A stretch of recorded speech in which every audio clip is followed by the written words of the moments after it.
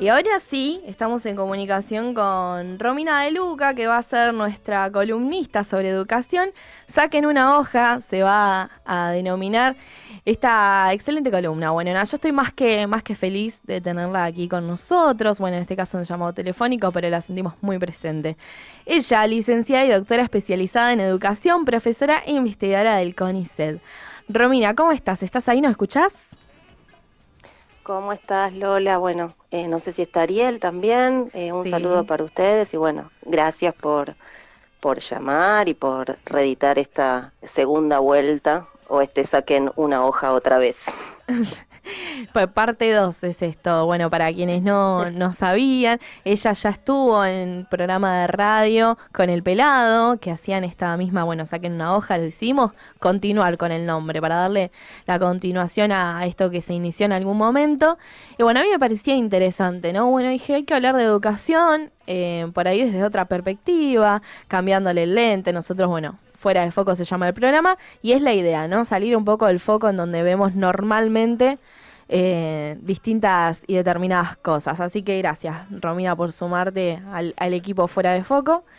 Más que agradecida. No, bueno, gracias a ustedes y sí, pensaba exactamente lo mismo, que es una columna de educación que va a estar fuera de foco, es decir, digamos, seguramente las perspectivas que vamos a discutir acá van a tener una lente distinta para poder pensar los problemas de la educación argentina, ¿no? Y en ese sentido, si me dejan, les quería pedir a los escuchas que nos dejen posibles temas para que trabajemos en los sucesivos jueves, tal vez por la página de la radio, pueden dejarlas ahí haciendo sus sugerencias. Hasta el día miércoles revisaremos y veremos, digamos, de qué podemos conversar a las 11 en este horario. Y también, bueno, obviamente a que sigan el programa y en particular también avisarles que vamos a, como hacíamos con la primera vuelta de Saquen una hoja, vamos a subir la columna a las páginas de Razón y Revolución, tanto al canal, bueno, su canal de YouTube y se va a difundir por las redes, y también a, bueno, mi propio canal de YouTube que está en construcción, así que, bueno, van a tener doble difusión, escucharla en vivo, escucharla después en la reproducción de la radio y también poder buscarla en la página de Razón y Revolución para poder escucharla, ¿no? Y bueno, si querés ya arrancamos directamente con lo que teníamos pensado para hoy. Dale, sí, vamos al hueso, vamos al hueso. Bien, bueno, ahí lo que habíamos un poco conversado con Lola, le cuento a los oyentes, era que pudiéramos utilizar precisamente este reinicio de la columna que se da un 25 de mayo como para poder pensar y conversar sobre, en parte la efeméride, ¿no? Pero yo había lo que tenían en mente, que me parecía valioso que pusiéramos en foco, era que pensar este 25 de mayo con un doble disparador, ¿no? Por un lado, que nos sirva para poder entender un aspecto constitutivo de los sistemas educativos en el mundo, o sea, no solo el argentino, que tiene que ver con esta misión por construir una identidad artificial que se llama nación y nacionalismo, ¿no? Y entonces colocar el foco del 25 de mayo en ese contexto. Y por otro lado, sí, y de nuevo, para sacar de foco la mirada tradicional, el poder pensar a lo mejor algunos elementos de esta fecha específica y poder pensar, bueno, el 25 de mayo ayer, es decir, digamos, 25 de mayo de 1810, y poder pensar también qué nos ilumina hoy, ¿no? Entonces, si les parece, ya nos metemos a desarrollar estos dos aspectos. Por un lado, ¿no? Pensaba esto, que es algo que seguramente retomaremos a lo largo de las distintas columnas, tiene que ver con entender, digamos, la naturaleza de los sistemas educativos, en donde, digamos, la escuela, tal como la conocemos nosotros hoy, es decir, digamos, un lugar al cual concurre el conjunto de la población, todos tenemos una experiencia educativa, todos pasamos por la escuela, es decir, cuando decimos la escuela y los actos escolares, todos tenemos algún recuerdo vivencial como para traer, digamos, a flote, ¿no? Pero precisamente la escuela como elemento masivo al que concurre toda la población en términos históricos, si lo pensáramos en términos históricos, es un fenómeno relativamente contemporáneo, ¿no? Y que tiene que ver con el ascenso de una clase social, que es la burguesía, que es el capitalismo, y en ese sentido, digamos, la educación de masas como tal responde a este fenómeno, forma parte de esta sociedad. No quiere decir que no hubiera procesos educativos, inclusive en términos de que transcurrieran en instituciones previamente, claro que sí, pero en general su acceso estaba limitado a determinados sectores sociales y por ejemplo también, como para dar, digamos, alguna perspectiva feminista en estas discusiones, muchas veces vedado inclusive a las mujeres, ¿no? El acceso a las instituciones educativas formales que eran dirigidas a, si vos querés, los grupos más poderosos de la sociedad. Pero el hecho de que, digamos, el conjunto de la población transite por la escuela es algo relativamente contemporáneo y responde con la conformación de una clase social, de la burguesía, que necesita educar al conjunto de la población para atribuirle determinados, digámosle, atributos técnicos, es decir, prepararlos para desarrollar determinadas tareas manuales, técnicas, pero también morales. Y acá es donde podemos empezar como a hacer la fisura con el 25 de mayo, ¿no? Una de las misiones de la escuela es forjarnos de una conciencia sobre la base de una identidad artificial que es la ciudadanía y que es la nación. Pensemos, si no, en, por ejemplo, la ley 1420, que fue la fundadora del sistema educativo contemporáneo, ¿sí? Sancionada ya lejos, en 1884, que establecía, digamos, en su articulado, bueno, que una de las misiones de la escuela era enseñar la lengua de la patria, la historia de la patria, la geografía de la patria, ¿no? Y cuando uno examina este elemento, esta comunión entre la misión de la escuela y el forjar una conciencia nacional, una identidad nacional, ¿sí? No es algo que es privativo de la Argentina, sino que se repite en todos los modelos, digamos, en todos los sistemas educativos del mundo. De hecho, en este aspecto, los currículums de cada una de las escuelas, de cada uno de los países, tiene esta impronta en donde se forja esta conciencia, esta idea nacional, ¿no? Que es a partir de la cual nos empezamos a explicar el mundo y se busca generar una idea de igualdad, ¿sí? Que va a encubrir, digámoslo, en una sociedad de clases, una desigualdad estructural de origen, ¿no? Pero que tiene que ver con suponer que en tanto argentinos nos debemos sentir todos iguales. Este rol ideológico de la escuela, ¿sí? Es algo muy profundo y que en general, ustedes fíjense que esto se discute. Muchas veces esto aparece en las discusiones con la idea de la escuela doctrina, ¿no? Y en general se suele pensar esto cuando se encuentra en el currículum escolar, que hay un montón de momentos históricos para poder pensar esto, el peronismo de Perón, como para dar un ejemplo, ¿sí? La idea de que hay una relación entre el currículum escolar y los intereses de determinados partidos políticos, ¿sí? Esto, efectivamente, hay momentos en los cuales esto se expresa muy fuertemente, pero también podemos decir, ¿sí? Que si entendemos que la escuela lo que tiene es una misión, ¿sí? Que es forjar una identidad que es artificial, que es la idea de nación y nacionalismo, bueno, la escuela siempre es ideológica y está puesta al servicio de la clase social que la ha estructurado, ¿sí? Entonces, y esto es importante, ¿por qué?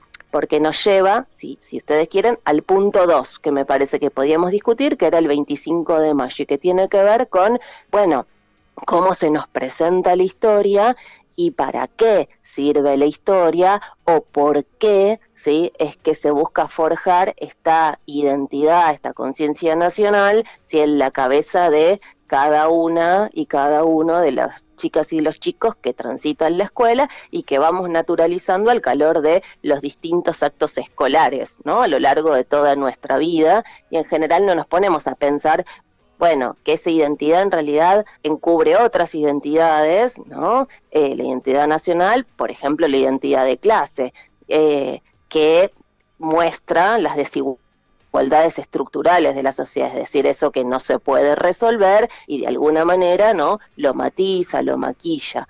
Obviamente, como todo elemento, la historia compartida es una base real sobre la cual estas ideas se construyen, ¿sí? Cuando digo que la escuela es ideológica, tiene una misión ideológica, lo que implica es pensar, bueno, cuál es el contenido y a partir de entender que esto es así, el poder precisamente disputarlo y hacer conscientes, ¿sí?, esos mensajes subliminales que están por detrás, ¿no?, y que la escuela traduce todo el tiempo y transita todo el tiempo, ¿no? Sí. Entonces pensaba... Estoy muy atenta. Yo te dejo hablar porque vas excelente, Romy, así que te sigo escuchando. Bueno, ojalá a los oyentes les esté pasando lo mismo, digamos, pero en realidad lo que pensaba es precisamente, ¿no?, si entendemos que esa es la tarea de la escuela, por un lado cuando nos digan, porque la escuela doctrina, vamos a decir, y sí, ¿no?, y los docentes vamos a entender, bueno, a ver, más vale que sea consciente de los mensajes que, digamos, determinada clase social busca transmitir para que yo me pueda posicionar en función de eso, ¿no? Entonces pensaba luego, ¿no?, vayamos a ver, bueno, qué elementos aparecen, si ustedes quieren, en nuestro imaginario o en nuestro sentido común a partir de pensar la Revolución de Mayo, ¿no? Y pensaba los actos escolares que han sido regulados a lo largo de la historia del sistema educativo de distintas maneras, ¿no? Pero bueno, tomemos acto escolar e imaginemos un viaje. Esto que yo les voy a decir, y de nuevo, para que los oyentes, si quieren, digamos, tienen un librito muy corto, se llama La Biblioteca de la UNI, de Ediciones R&R, que se llama ¿Qué fue la Revolución de Mayo?, que juega un poco con esta idea del viaje por el acto escolar, ¿no?, que se lo pueden descargar gratuitamente desde nuestra página. Entonces, imaginemos, ¿no?, 25 de mayo, ¿de qué se habla en la escuela? Bueno, del primer gobierno patrio. ¿Qué imaginamos? Banderitas de colores, blanco y celeste, por supuesto, por todos lados, una instancia de paz y felicidad, ¿no?, y de forjación de la Argentina, ¿no? Ahora, ¿qué nos encubre esto? Digamos, si vos querés, este sentido común que hemos forjado a lo largo de todos nuestros actos escolares, desde jardín de infantes hasta que terminamos la secundaria y después, ¿no? Bueno, por un lado, ¿no?, hay un elemento que no se suele poner sobre la mesa en el 25 de mayo y en todo este proceso, que tiene que ver que, lejos de ser un momento de paz y de felicidad, por el contrario, el 25 de mayo es un momento de guerra, y en donde en lugar de banderitas, escarapelas, cintitas, etcétera, o paragüitas, ¿sí?, tendríamos que poner sobre la mesa que vamos a hablar de una población armada, ¿no? Entonces, más que repartir en el 25 de mayo cintitas celestes y blancas, repartían fusiles para el conjunto de la población. ¿Por qué? ¿Sí? Porque Argentina, entre comillas, sí, que todavía en realidad no se concebía como tal, formaba parte de un virreinato, ¿sí?, en particular de España, esto puede aparecer, ¿no? Y en realidad quienes protagonizan la Revolución de Mayo, lejos de ser los argentinos, como lo pensemos en las figuras. Saavedra, podríamos decir que era boliviano, ¿sí? Larrey y Mateu eran españoles y sin embargo protagonizan ese proceso que forja la argentinidad. Tenemos uruguayos por doquier, dentro de solo analizar quienes protagonizaron el primer gobierno patrio. El Cabildo está muy lejos de ser un salón donde fueron a tomar el té y debatían sobre el futuro de la Argentina. Más bien había acaloradas discusiones, ¿sí?, en torno a si se asumía o no se asumía el poder, y en particular, sumado a esto, repartían fusiles, ¿sí?, a la idea de que era necesario llevar adelante una guerra, ¿sí?, un proceso de guerra, un proceso que va a durar de 1810 a 1820, ¿no? Y este elemento de la revolución, de la guerra, de la acción, de además quiénes son los sujetos que protagonizaron este proceso y para qué, el cuerpo de patricios, que eran hacendados, es decir, eran los dueños de las vacas, ¿sí?, que sentían, ¿sí?, como injusto el comercio colonial, y efectivamente los hacendados estaban en disputa con los comerciantes monopolistas que obviamente vivían, ¿sí?, de esa intermediación entre el virreinato y, digamos, la corona y España, ¿no?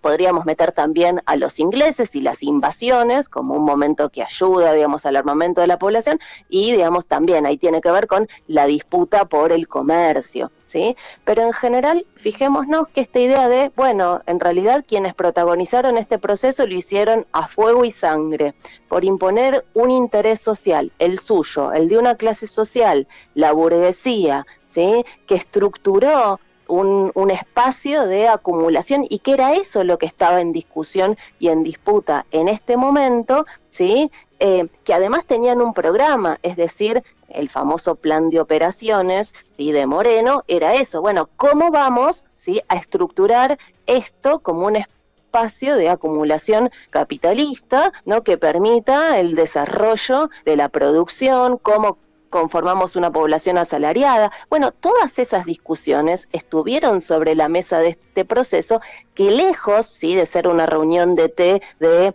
amigos que se juntaron a discutir, que en realidad, bueno, querían gobernarse por sí mismos, ¿sí? No, lo que estaba detrás de eso era la imposición, ¿sí?, de un interés de clase, de una clase que, digamos, tomó el destino en sus manos, y esto es algo que sí es importante para destacar, ¿sí?, que obviamente a partir de estructurar, digamos, este sistema social, digamos, logró, obviamente se dio determinadas misiones, fijémonos, ¿no?, sino, bueno, todo el proceso de guerra, el proceso de conformación de un Estado, el proceso de discusión entre Buenos Aires y el interior por las aduanas, el proceso de, digamos, de la necesidad de luego de pacificar el Estado, de conformar un Estado central, crear un sistema educativo, bueno, digamos, y que ha permitido, obviamente, como toda clase social en su fase de ascenso, ¿sí?, hacer avanzar las condiciones de vida de un conjunto de la población,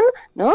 Pero eso me lleva al otro punto, ¿no?, al poder pensar, bueno, su triunfo, para el cual apelaron a las armas, apelaron a la revolución, hicieron la guerra, ¿sí?, todo esto que no aparece en esta feliz historia del currículum escolar, en realidad, ¿sí?, nos permite pensar, bueno, yo pensaba, ¿qué queda, no? ¿Cuál es el legado de esa clase social? Y lo pensaba en relación a algo que en general a las y los docentes nos interpelan. Bueno, ¿por qué ya a las pibas y a los pibes no les interesa, ¿sí?, la historia escolar o la historia escolar? ¿Por qué no les importan los actos escolares? ¿Por qué no les importa la historia en general, no? Y yo pensaba, bueno, en realidad tal vez por dos motivos. Y porque si en lugar de usar la historia para poder pensar los procesos reales, entenderlos y, digamos, sacar las lecciones para nosotros de esos procesos, les hablamos de, como está tan de moda, la vida cotidiana de nuestros patriotas o la sexualidad de nuestros patriotas, y bueno, es una banalización de la historia que no nos sirve para entender para qué, lo que nos preguntan todo el tiempo, ¿y para qué sirve la historia? Bueno, sirve precisamente para poder entender los elementos estructurales de nuestra vida en algún punto, ¿no? Pero además, y con esto voy cerrando lo que tenía pensado para hoy, intercambiamos, bueno, porque en realidad esta historia que les muestra, digamos, qué hizo esta clase para estructurar una sociedad, en realidad, digamos, fue una historia o una sociedad en ascenso, de la cual hace más de 70 años lo único que vemos es decadencia. Entonces, en lugar de poder celebrar, digamos, el avance de esa clase social, hoy vivimos su retroceso. Entonces, tal vez lo que tendríamos que sacar es la lección de, bueno, esta gente tomó el destino en sus manos para poder imponer su interés, pero quiso avanzar el interés del conjunto de la sociedad, ¿sí? Ahora, ¿qué tendríamos que hacer hoy nosotros para dar vuelta ese proceso y poder pensar ser protagonistas de la historia en nuestras manos? Tal vez, si sacamos a la historia de esos anaqueles y contamos los procesos profundos y sacamos las lecciones de lo que hicieron y su agotamiento, ¿sí? Como clase, podamos amigarnos con el 25 de mayo y poder pensar cuáles son nuestras tareas en función de las tareas que se dieron ellos aquel 25 de mayo de 1810. Sí, muy bien. Yo te escuchaba muy atentamente mientras hablabas y en un momento hablabas sobre todo de, bueno, qué es lo que le pasa a los chicos hoy, que ocurre este desinterés ante los actos escolares o las fechas patrias en general, ¿no? Y yo creo que esto ya sucede hace años, inclusive cuando yo estaba estudiando ya el colegio secundario, en donde primero, creo, ¿no? Yo voy conectando cablecitos a medida de lo que vos vas hablando y voy sacando mi propia deducción al tema. Hay una realidad que es, bueno, que el tiempo pasa inexorablemente, cada vez nos estamos más lejos de estas fechas por ahí importantes, revolucionarias o que marcaron nuestra historia. Entonces empezamos a hacer el recorte, ¿no? El famoso recorte de la historia, en donde empezamos a elegir qué es lo que contamos y qué es lo que no, qué es lo que representamos ante un acto escolar y qué es lo que no. Como vos decís, se eligieron elementos bastante banales, quizás para hacer énfasis dentro de una fecha tan importante. Y por ejemplo, vos recién hablabas que esta revolución que inicia un 25 de mayo de 1810 termina en 1820. O sea, son 10 años de guerra y conflicto, que eso nosotros no nos explican en la escuela. O sea, nosotros estamos en el hipotético escenario de que llega un 25 de mayo de 1810 y mágicamente, bueno, chicos, nos revolucionamos y la gente salió a la calle a vender pastelito, empanada y a bailar, no sé, folclore, cuando no fue tan así. Entonces nosotros, o los chicos de ahora, no entienden por ahí el trabajo, lo que dimensionó en estos actos revolucionarios, estas fechas importantes, que son un quiebre en nuestra historia y que por simplemente ser historia, que vos a veces decís, bueno, que ya fue, ya pasó, hace un montón de tiempo, ya está, otra cosa. También existe ese pensamiento ante la mirada del no progreso, ¿no? De la involución. Vos decís, bueno, ya pasó hace 1.000.000 de años y seguimos discutiendo lo mismo, porque traemos algo más actual, esta diferenciación y desigualdad de clases se sigue viendo y se sigue representando en los actos escolares, ¿no?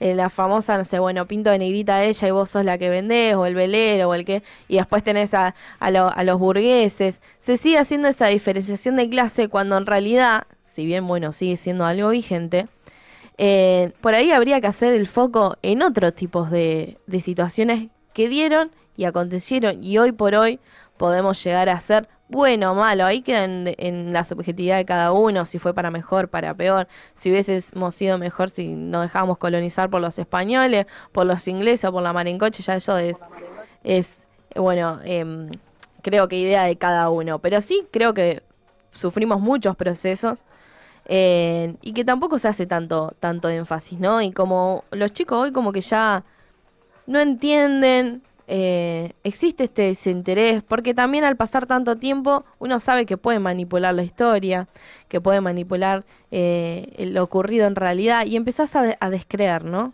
Más cuando es algo tan lejano, que no tenés forma de comprobarlo. Que vos decís, y bueno, me contás esto y yo cómo compruebo que realmente está ocurriendo o va que ocurrió.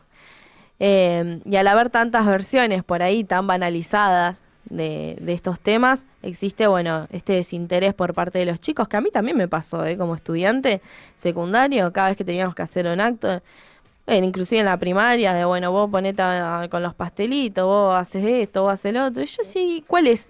Uno como chico, quizás esperás que te expliquen de una forma más sencilla, más sintetizada, el objetivo de por qué recordar, en este caso, como la fecha en que estamos hoy, ¿por qué el 25 de mayo? es importante para nosotros y por qué lo tenemos que estar representando, en este caso en el colegio, en una institución educativa. No, eso es todo lo que yo pensaba mientras hablabas. No, Claro, ¿y por qué me interpela hoy? Porque vos decías, bueno, en general, digamos, esta estructura de clases se muestra en los actos escolares. Sí, claro, pero se muestra vacía de contenido, porque no se claro, explica, digamos, bueno, a ver, acá en realidad, digamos, si vos eras, como me tocó a mí todos los actos escolares, negrita mazamorrera, ujú, ¿sí? Porque siendo morocha no ibas a ser dama antigua nunca, digamos, claro, ¿no? Y también claro, podemos total. estereotipos, digamos, asociados a esto, bueno, pero eso, digamos, está banalizado en función de que si no usamos el currículum escolar o para contar los procesos profundos y reales, bueno, nos va a costar entender, ¿sí? Esta que es una pregunta que atraviesa, digamos, si vos querés todo, digamos, toda la historia, que es para qué sirve la historia, y bueno, precisamente, digamos, el pasado nos interpela, pero nos interpela para poder entender cuáles son nuestras batallas del presente.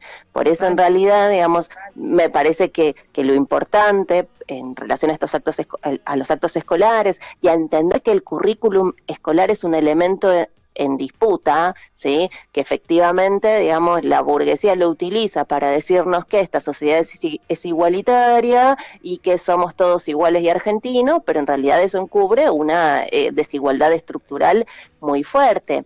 Y digo, y poder entender, bueno, a ver, esto forjó una sociedad. Bien, esa sociedad, me voy a ir más allá del 25 de mayo de 1810. Bueno, primero, digamos, ¿qué es lo que vos decías? Los procesos de guerra, los procesos de pacificación, en qué momento se organiza el Estado Nacional. Bueno, todo eso forma parte de un mismo proceso que podríamos utilizar el 25 de mayo como un granito de arena en mirar ese proceso. Pero además, el poder entender, ¿sí? Bueno, esto forjó una sociedad. ¿Cómo es esa sociedad hoy?